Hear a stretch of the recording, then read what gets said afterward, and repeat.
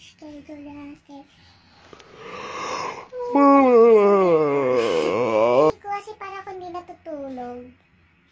Mas mahirap po kasi pagputol-putol yung tulog. Tsaka, I'm not feeling well din po. Medyo sobrang sakit po ng ulo ko. Hindi ko pala makapos ang mata ko. Yan, and change schedule po ulit tayo. Supposedly, papasok po ako ng 12 to 8, pero mamaya na lang po siguro. Tayo ko na lang po ang boss natin. At wala pa tayo pamasahe. Mahirap po mamasahe ng ng araw-araw. Sa totoo lang po. From work po hanggang papuntang trabaho is 13 or 14 real. So yun po, pag-inipon po natin yung pera na lang po pambili ng food. Yan. Ngayon po medyo plan ko po sana ayusin po yung cabinet po natin. So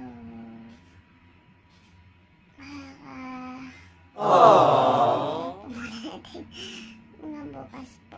Medyo masakit po talaga yung pakiramdam.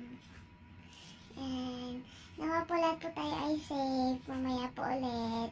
God bless po sa lahat. Mapagpalang umaga sa lahat mga kapatid. Nawa lahat po tayo ngayon ay safe and sound and healthy. At nawawala po tayong dinadamdam po ngayong panahon ng pandemya na to.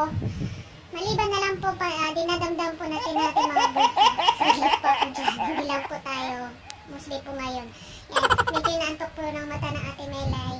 Kasi dahil din po sa putol-putol na tulog. Yan, papasok na naman po tayo. Panibagong araw na naman po. Yan, so bago tayo pumasok, syempre, kailangan natin ng ating mga sandata sa daan. Yan, una po is mask po natin. Yan. Kailangan po natin ng mask. Kasi po, yung penalty din po dito. Kailangan natin umiwas. At dagdag bayarin po yun. And then, informingly, gusto ko po malaman nyo na start na rin po yung 15% pa dito sa South. Yan. So, antayin na lang po natin ng Kuya Rani para ma-edit po tayo sa work. Kapatid, papasok na po tayo. Yan na po yung sundo natin sa baba. Yan na po Kuya Rani. Tapos na ako. Medyo hindi na ako nag-video doon sa loob ng bahay at maingay po. Doon po kasi sila lahat ngayon.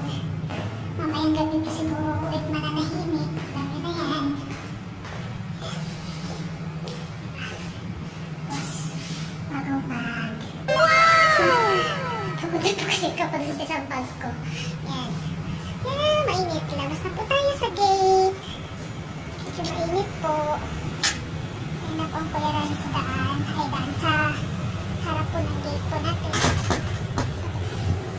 Yan. Yan na po ang ating Kuya Rani. At tayo po ay sasakay na at papasok. So, ganito kainit po sa Saudi. Ay, yan po ang Kuya Rani. Yan po. Yakit sundo ko.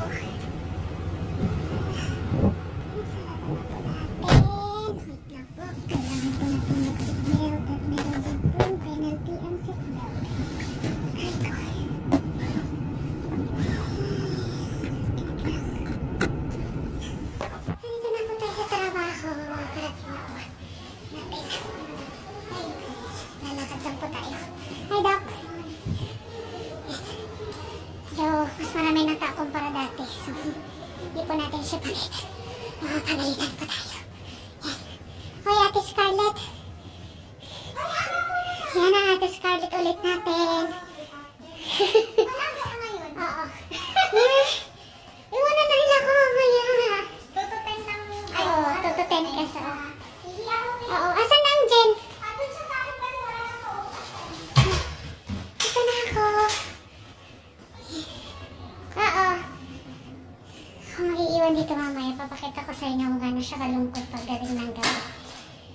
Okay. Start ko ng gabi na araw natin. Yan. Yan ko lang. Pakitos ko. Yan. Yan. Mapagpalang araw po sa ating lahat mga kapatid. Ito nga po ulit ang ating machine dito. Ano siya? Tawag sa kanya is Gentle Lace Pro. Pagtanggal po siya ng buhok. Alam niyo naman po dito sa sa Saudi or sabi nila sa Saudi,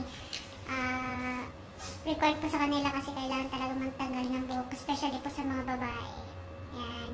So, papakita ko yung machine sa inyo. Pero bago pakita yung machine, tignan niyo muna ang get up ng ate. Excuse po doon sa bag kong bukas. Ganyan po yan. Yan. Tada! Naka-get up ang ate Melay. So, pupunta na sa kabilang room. Papakita ko po yung machine sa inyo. Yan. Nandito na po tayo sa room ng machine. So, bago tayo magsimula is, papakita ko po sa inyo yung mga kapatid, ito po yung machine. Yan po yung pangalan niya. Gentle Lace. Wow! Yan po yung machine. Pantanggal po yan ng buhok.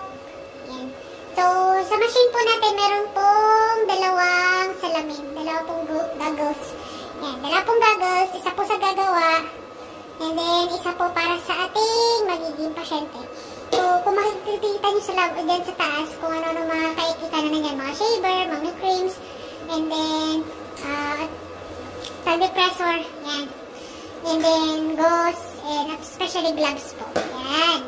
So, sa machine po na ito, meron pong, naano ko po yung camera natin. Meron pong foot pad. Yan, para sa control na paa. At, kamay din po, yan. Nakalagay sa kamay.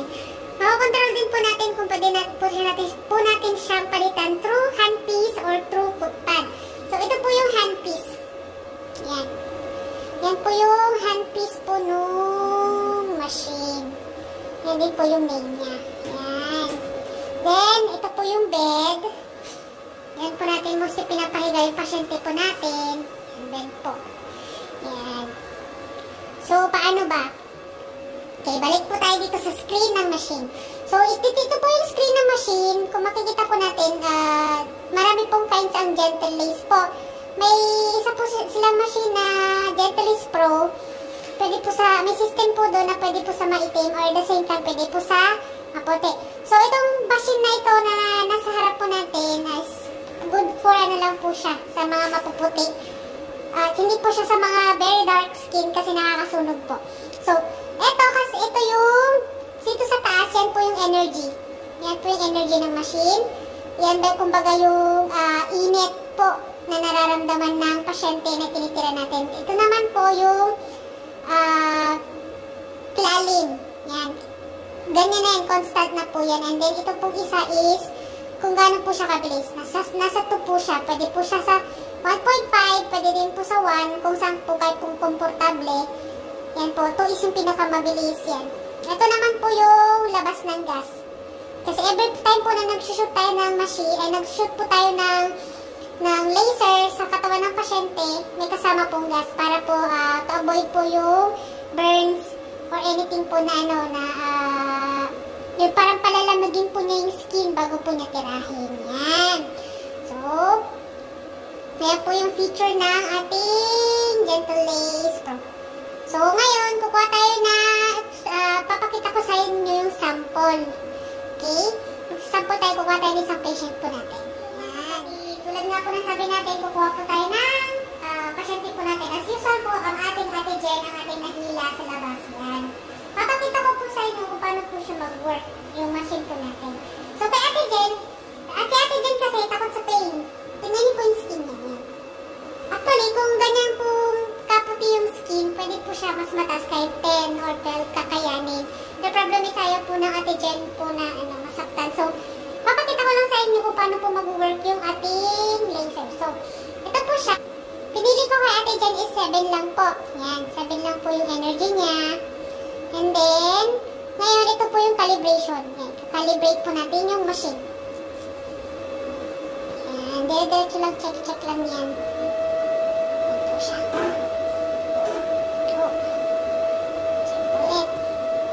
Dito po kasi napalitan po to ng lens. Kaya po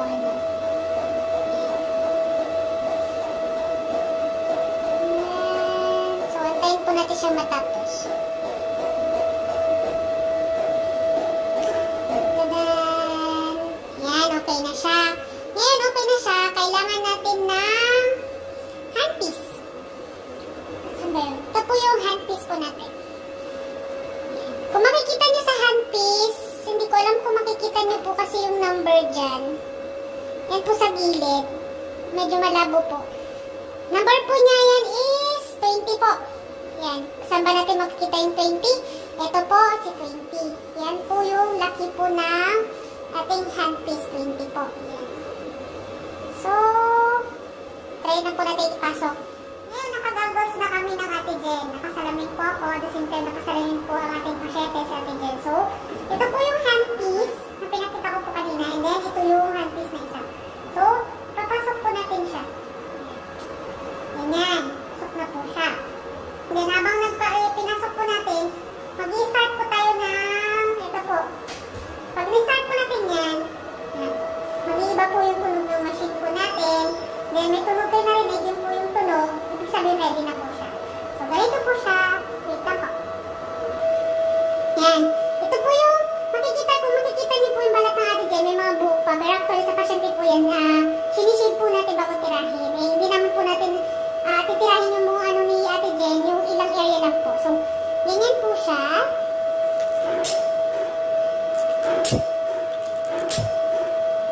Amoy po yung buhok, mga kapatid. Sunog po siya. Yan. Pakita mo tingin.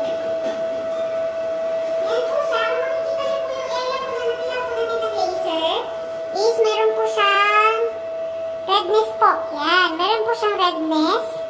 Yan, kung makikita nyo. Tsaka yung buhok po is sunog. Then, makikita nyo po talaga yung amoy niya. Yan. Hindi lang po siya totally masakit kasi mababa lang din na po yung binigay natin sa atin. Pero yung, what's this, yung po, ano nyo po niya, yung redness po niya is normal lang po yan. In 30 minutes po natatanggal yan. Yan. Yan. Tapos, balik pa tayo sa machine. Nakatira po tayo ng 7 shots kay Ate Jen. Ayan po yung 7 shots na tinira po natin kay Ate Jen. Yan. Nakikita po natin kung ilan din po nagagamit natin sa isang pasyente. Yan. Yan po yung machine na kung makikita po natin to, madalas po sa Pinas is mga artista lang po ang nagamit niyan. Yan.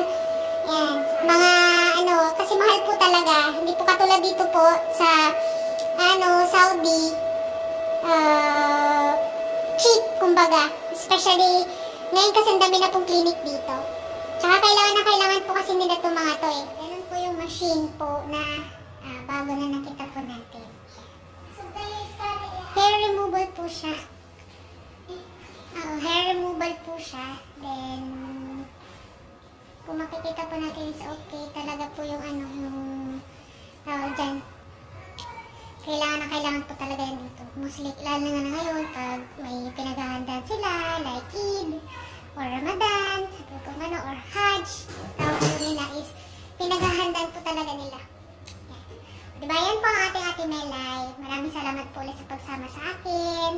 Hindi po kayo magsawa sa kakadaldal po na ate. Yan, bye-bye. God bless po sa lahat.